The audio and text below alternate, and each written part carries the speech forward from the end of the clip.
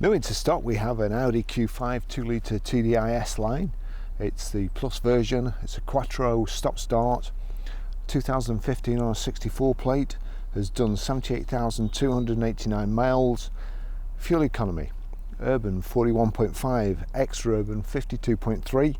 Combined is 47.9. 0 to 60 time of 9 seconds. Top speed of 127 miles per hour out of 175 brake horsepower, 16 valve engine. MOT until the 12th of the 1st 2020.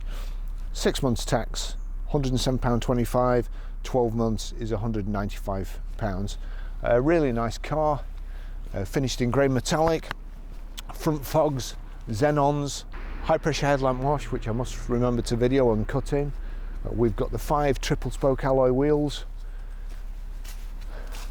aluminium window surrounds, rear privacy glass and roof bars, electric boot release, privacy glass in the back, rear wash wipe and also integrated tailgate spoiler, rear load cover. The seats split independently 60/40. You've got reversing sensors in the back here and also power close.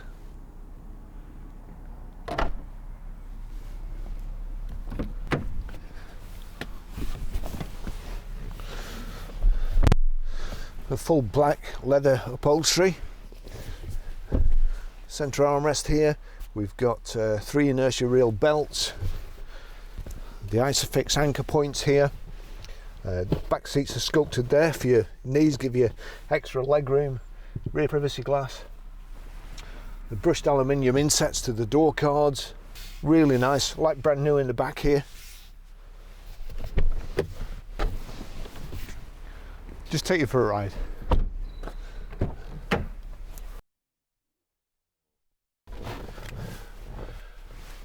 Two remote keys. There's no blade. The whole key slots into the dashboard there. Service history. It's one of those digital service histories that's neither use nor ornament. We've checked it though, and 30th of 10th 2015 at 18,330 miles, serviced at Preston Audi. 15th of September, it should be a 2016, not 2,916, at 37,870 miles, Preston Audi. 18th of the 9th 2017, 55,471 miles, Preston Audi. And then on the 2nd of the 11th 2018 at 74,828 miles, Oakwell Services Leyland. Really nice car. Good colour combination, dark grey, which the name escapes me, but I'm going to call Dolphin Grey Metallic. I've probably just made that up. It's got electric handbrake, so long as, let's just put that on. So handbrake's on.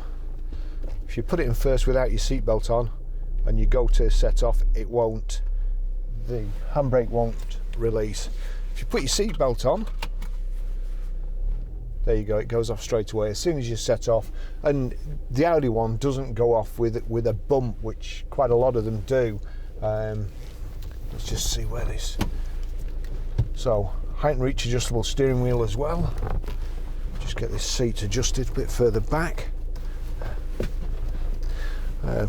You've got the Milano leather, I think it is, with the S-line embossed into the seat backs. It is pretty nice to drive. The auto dim mirror there. Got sat nav, hands-free Bluetooth. We've also got audio streaming in this one, or the Audi music interface, I think it is.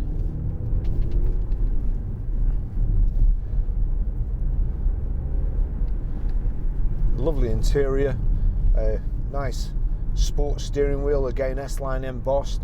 Very proud of the S-line Audi. You've also got the sill scuff plates there. They have the S-line insignia on. Brushed aluminium insets. Really well finished off sport seats.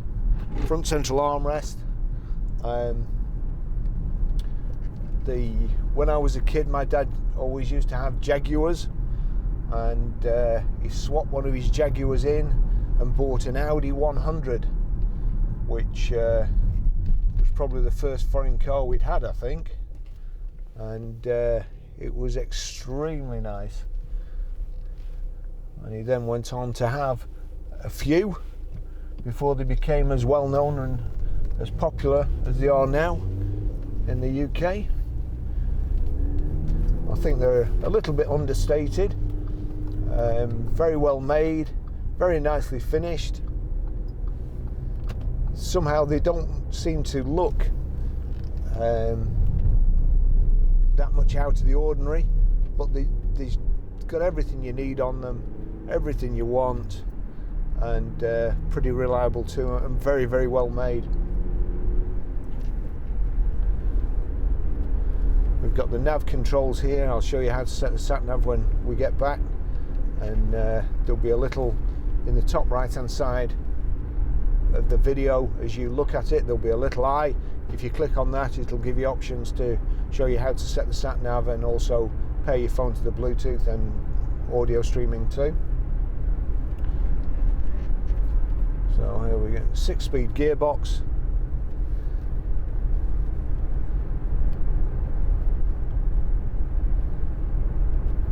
Electric door mirrors, switch is there, global locking is there, your electric window switches are here.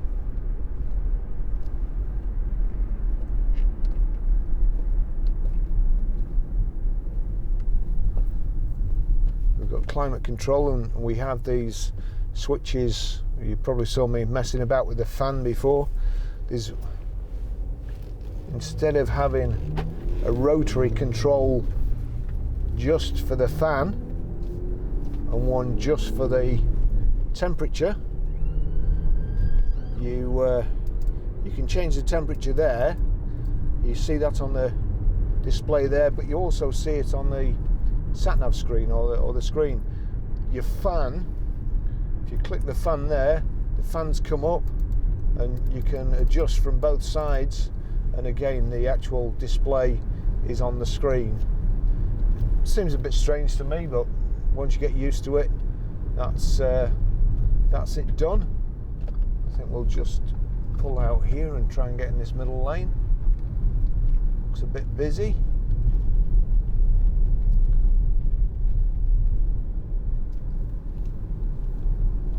Steering's not too wallowy on this for a four-wheel drive, and great seating position. Got xenon headlights, high pressure headlamp wash. Just adjust that mirror over there a bit further out. Front and rear parking sensors.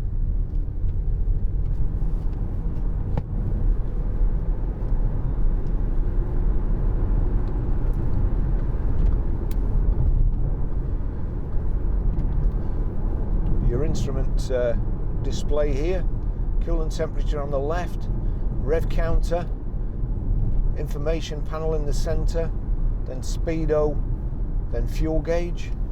Let's just see if I can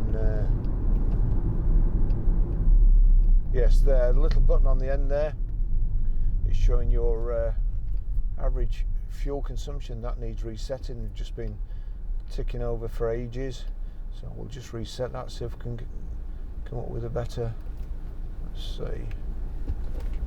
So that's it reset. Switch on the bottom there, little switch in the end of the wipers, which are on the right, indicator on the left, and you've got cruise here.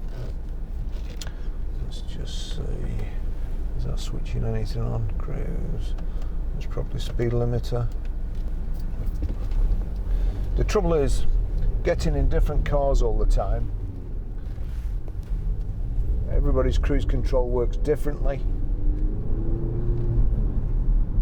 and trying to figure it out on the move sometimes is a bit of a pain. The position I sit, I could just do with the steering wheel a bit further down actually, which I'll just knock it down now. When we're stopped, put that down.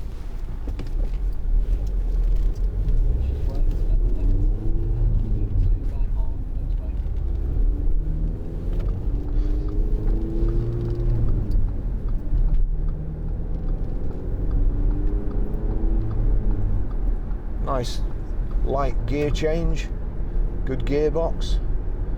Let's see if we can just figure this out now.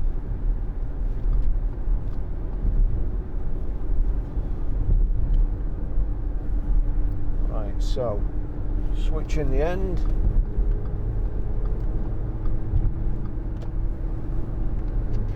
Put in 6 first.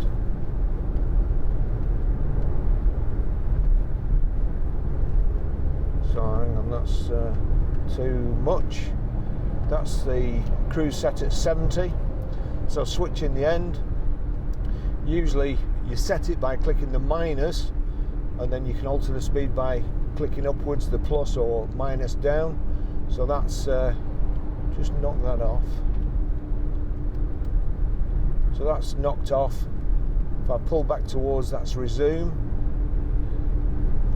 Knock it off again.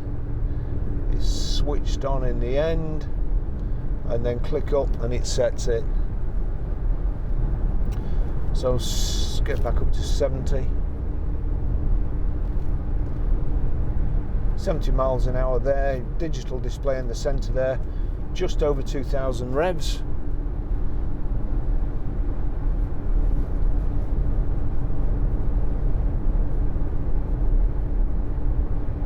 Nice and quiet, smooth ride.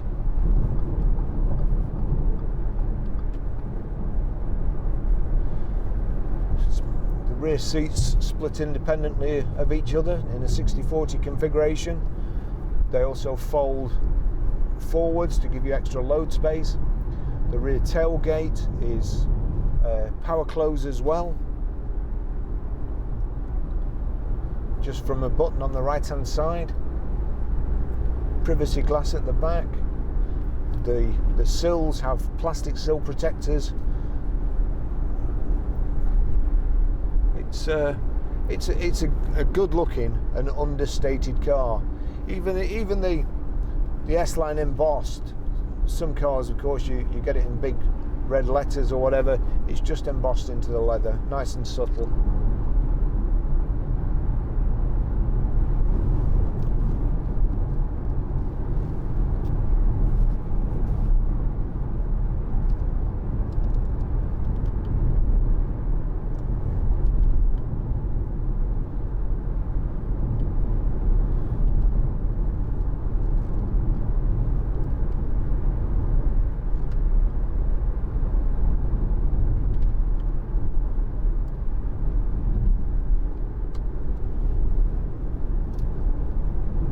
Take you back through the country lanes, see what it handles like.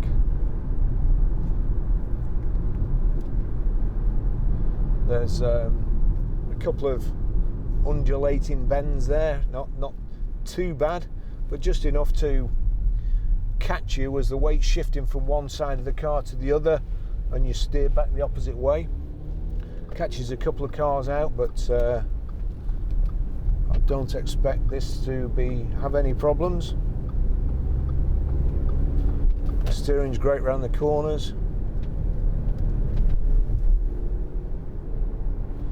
I think they specifically designed this junction to cause as many crashes as they possibly could. These left and right bends, and then up over the hill you can't see what's going on, and then it joins the motorway there. See there, very, very good gear change.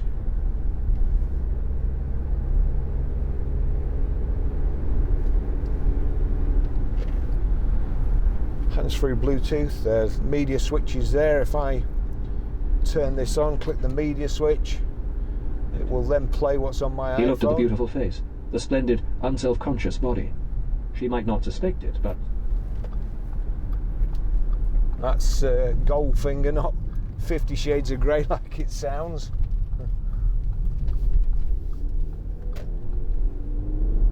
I'm assuming, not having read the book or seen the film. Now the little bends I was telling you about were behind a scaffolding truck of some sort, so that's cocked me up a little bit. But it is a... We'll just wait here, let him go for a minute. and then nothing coming.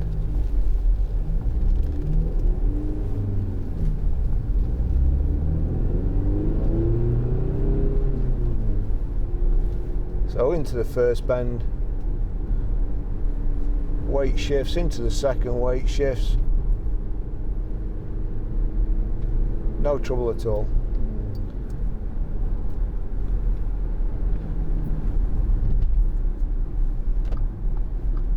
Real good suspension.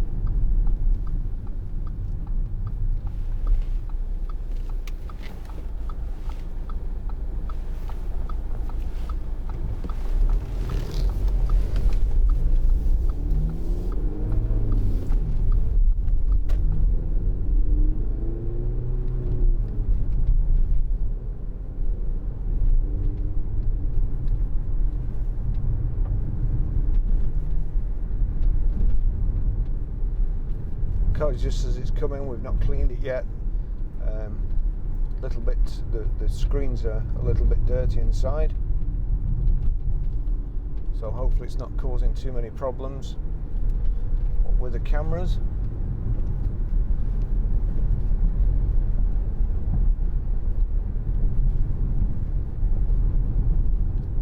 Wipers all good.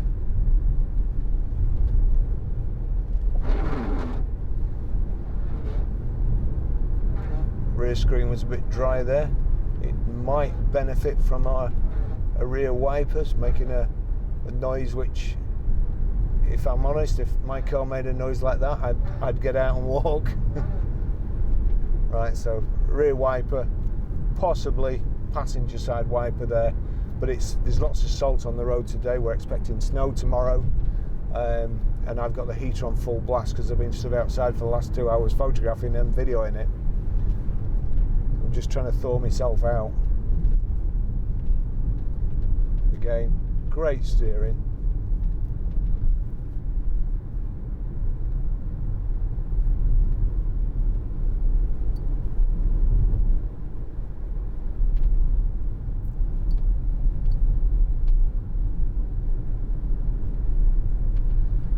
Fuel economy now, the average it's showing 38, but that's actually climbing all the time.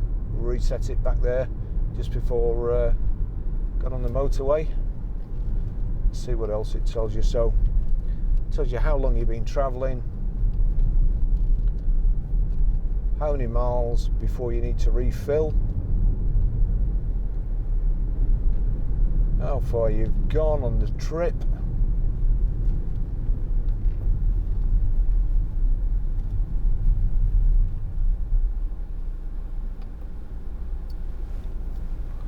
see. Also you've got here, so there tells you what's playing on the media at the moment, directory, numbers dialed, and speedo there.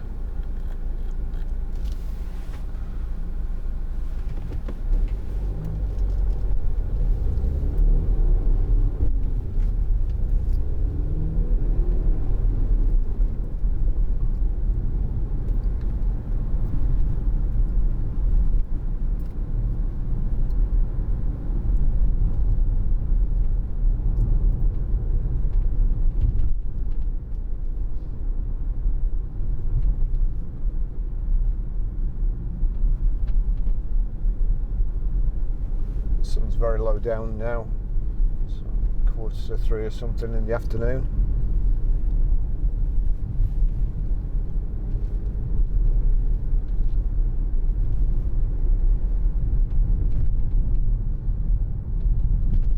It's also showing me there, telling me to change gear from 4th to 5th, outside temperature.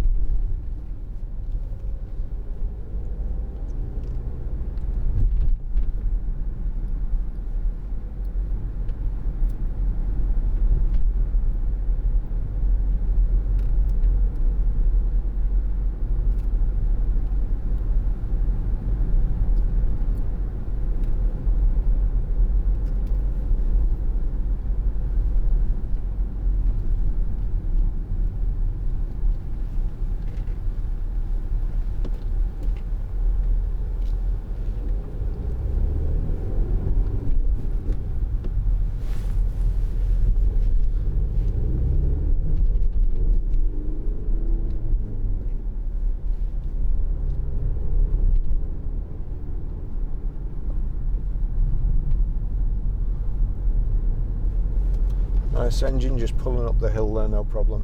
Cup holders here. We've got space then in the front centre armrest.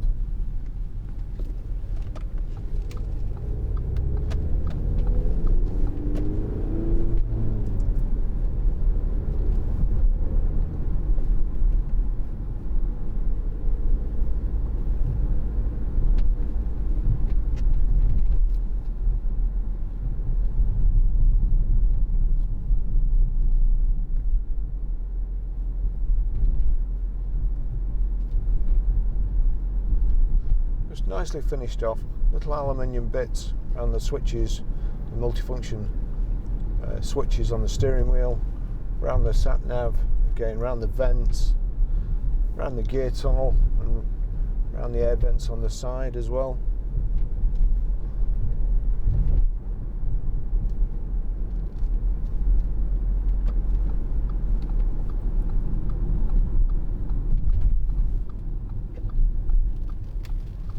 Here we are back at the garage.